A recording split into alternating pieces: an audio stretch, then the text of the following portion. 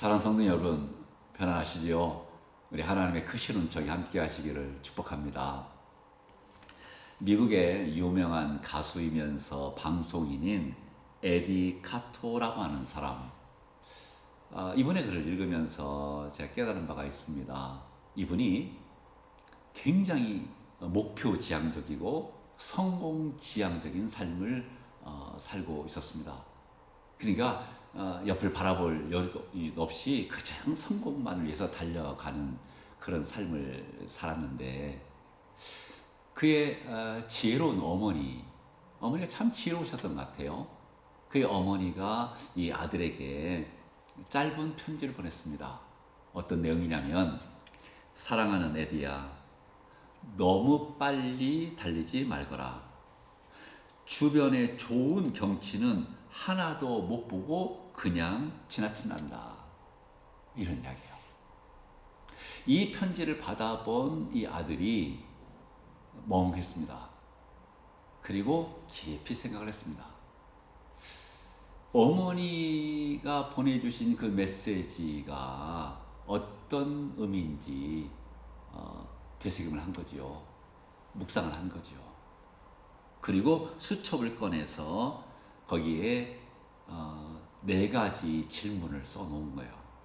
그리고 그것을 가지고 다니면서 삶의 기준으로 삼았다.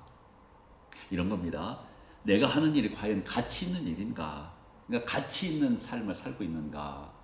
이걸 항상 물은 거예요.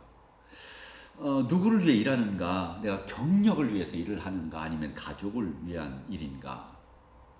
또 인생의 참다운 보물을 추구하고 있는가? 아니면 물질적 성공만을 쫓아가고 있는가? 그리고 또 하나는 이웃에게 내가 어떤 공헌을 할 것인가? 나만을 위한 일이냐? 아니면 남을 위한 일인가? 이런 질문들을 했다 하는 이야기예요.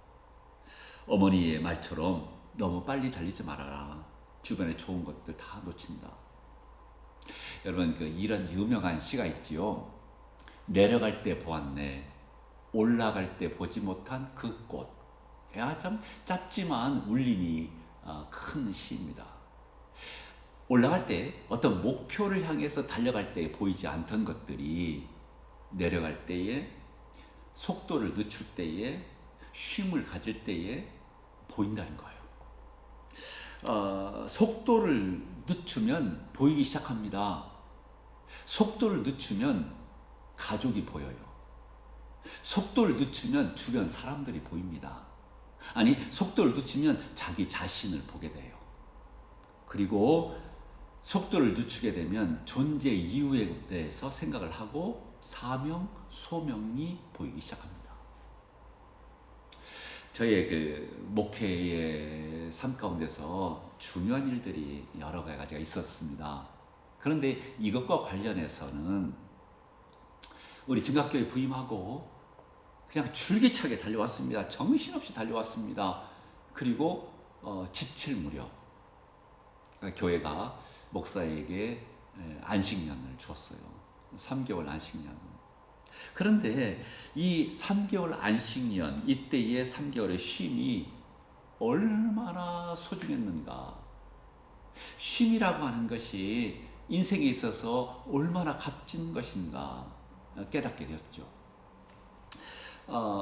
이 3개월의 안식월을 지내면서 내가 누구지? 더구나 목사로서 내가 어떤 목사지? 이런 묵상이 되는 거예요. 그러면서 나 목회 잘하고 있는가? 하나님께서 나를 이곳에 우리 증각교회에 보내시고 부르셨는데 하나님이 기뻐하시는 그 방향으로 잘 가고 있나? 점검하게 되더라고요. 그러면서 하나님께서 나를 부르셨다, 하나님께서 나를 보내셨다라고 하는 부름에 대한 깊은 묵상을 하게 된 거죠. 말하자면 본질을 묻게 되더라 하는 거예요. 정신없이 바쁘게 달려갈 때는 미처 생각지 못했던, 그냥 지나갔던 일들이 속도를 늦추니까 보이게 되고 생각하게 되고 묵상하게 되고, 이 본질이요. 우리가 지금 코로나 시대를 살고 있습니다. 코로나 시대를 살고 있으면서 본질에 대한 질문들을 하게 되는 거죠. 눈에 보이지 아니하는 이 코로나 바이러스로 인해서 세상이 멈춰버렸습니다. 지구촌이 멈춰버린 거예요. 우리나라는 그나마 훨씬 낫습니다. 미국, 유럽 대단합니다. 지구촌이 멈춰버린 이 시대에, 코로나 시대에 우리가 본질을 묻게 되는 거예요. 참 인간이 연약하다. 인간이 참 대단합니다. 그런데 한편으로 이 사태를 겪으면서 인간이 얼마나 나약하고 연약한 존재인가를 깨닫게 되더라고요. 백신이 개발되기를 그렇게 기다리고 백신 치료제 우리가 많이 기다리고 있죠. 언젠가 조만간 개발되겠죠. 그런데 백신만 개발되면 끝인가요? 아니요, 그렇지 않다는 생각이에요. 제가 이런 생각을 해봤습니다. 어느 날 갑자기 종말이 온다면, 이 코로나 바이러스를 경험하면서 그렇게 자연스럽게 생각되는 것이 어느 날 갑자기 종말이 온다면, 성경의 말씀처럼 어느 날 갑자기 주님이 오실 텐데, 이런 생각을 해보게 되는 거죠. 세상이 교회를 비난합니다. 왜일까요? 물론 교회가 잘못한 부분도 있어요. 근데 세상이 지나칠 정도로 교회를 비난해요. 왜 그럴까를 곰곰이 생각해 보면 쉽게 답을 찾을 수 있어요. 왜냐고 하면 가치관이 다르거든요. 세상의 가치관과 하나님 나라의 가치관, 성경의 가치관이 너무 달라요. 그래서 자꾸 부딪히는 겁니다. 가치관의 충돌이 일어나는 거예요. 더 나아가서 추구하는 바가 달라요. 뭘 추구하느냐라고 하는 가치관이 다르고 추구하는 바가 다릅니다. 그러니까 자꾸 충돌을 하면서 세상이 교회를 향해서 비난하는 거예요. 빛과 어두움은 섞이지가 않잖아요. 그래서 교회와 이 사회가 자꾸 충돌하면서 가지 않나. 그런데 사랑하는 성도 여러분, 우리는 세상의 뉴스나 매스컴에 많이 익숙해 있잖아요. 우리 성도님들이 덩달아서 교회를 비판하지 않았으면 좋겠어요. 건전한 의견은 좋죠. 그런데 세상의 그 가치관으로 교회를 비난한다는 것은 하나님이 기뻐하시는 게 아니라는 생각이 들어요. 왜냐하면 가치관이 다르거든요. 추구하는 바가 달라요. 그러니까 세상적인 가치관으로 교회를 계속 공격하는 것은 우리 그리스도인의 삶에서 바람직하지는 못하다. 예전엔 교회가 세상을 주도했습니다. 교회가 세상을 이끌었다는 이야기예요. 교육, 의료, 문화, 아주 광범위하게 교회가 영향을 끼쳤습니다. 우리 한국의 근대사, 현대사를 보면 교회 역할, 선교사들을 통해서 이 교회의 막강한 그 영향력, 교회 역할을 과소평가해서는 절대 안 됩니다. 그러니까 교회가 세상을 주도하고 이끌었습니다. 그러나 이제는 교회가 각 분야를 이끌어가기에 세상은 너무 발전하고 너무 전문화됐어요. 사실이죠. 세상이 굉장히 발전했습니다. 전문화되었습니다. 그러나 여전히 교회는 세상의 희망이에요. 그리고 교회만이 줄 수 있는 것들이 아직도 많습니다. 생각해보면 베드로 사도가 성전에 올라가면서 성전 문 옆에, 미문이라고 하는 문 옆에 앉아있는 안진뱅이를 향해서 한 말이 있어요. 베드로가 이르되 은과 금은 내게 없거니와 내게 있는 이것을 내게 주노니 나사렛 예수 그리스도 이름으로 일어나 걸어라. 교회가 은과 금, 물질 가지고서 뭐 할 수 있는 것들이 제한되어 있지요. 그것을 세상이 더 많이 할 테니까. 그런데 우리가 갖고 있는 아주 소중한, 우리만이 갖고 있는 것이 있어요. 예수 그리스도의 이름이, 예수 그리스도의 이름, 그 놀라운 능력의 이름, 그 소중한 이름 우리가 갖고 있다는 거죠.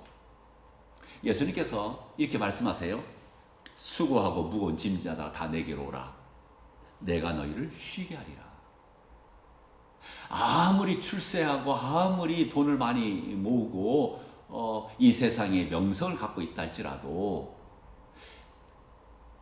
죄된 인성, 죄인된 수고하고 무거운 짐진 그 인생, 우리 주님께 초청하시는 거지요. 와라.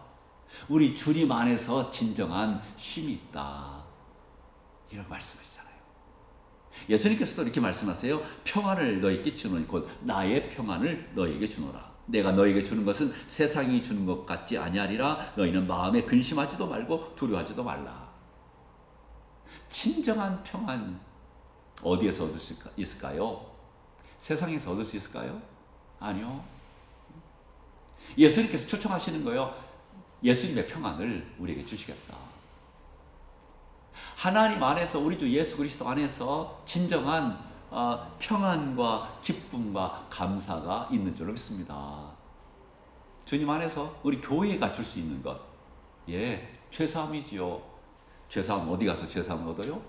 영생이지요, 구원이지요, 천국이지요. 여전히 교회는 세상의 소망이에요.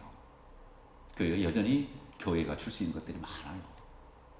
사랑하는 성도 여러분, 아무리 코로나 시대의 어려움을 겪고 있다 할지라도 예수 그리스도 그 이름 붙잡고 믿음으로 살아서 승리하는 우리 믿음의 식구들 다 되시기를 주님의 이름으로 축복합니다. 기도하겠습니다. 하나님 아버지, 감사합니다. 예수 그리스도를 알게 하시고 예수 그리스도를 통하여 구원함을 얻고 하나님의 자녀로 살아가게 하시니 감사합니다. 은과 금은 없지만 우리에게 있는 이것, 예수 그리스도의 이름, 이 놀라운 이름, 이 능력의 이름 우리에게 주셨사오니 예수 그리스도 그 놀라운 이름으로 인하여 승리하고 말씀 붙잡고 말씀대로 살아가는 우리 모두가 되게 하여 주옵소서. 그리고 아직도 하나님을 모르는 많은 사람들에게 그리스도를 소개하고 영원한 하나님 나라로 이끄는 멋진 하나님의 사람들, 그리스도의 증인의 삶을 살아가는 우리 믿음의 사람들 되게 하여 주옵소서. 감사합니다. 예수님의 이름으로 기도합니다. 아멘.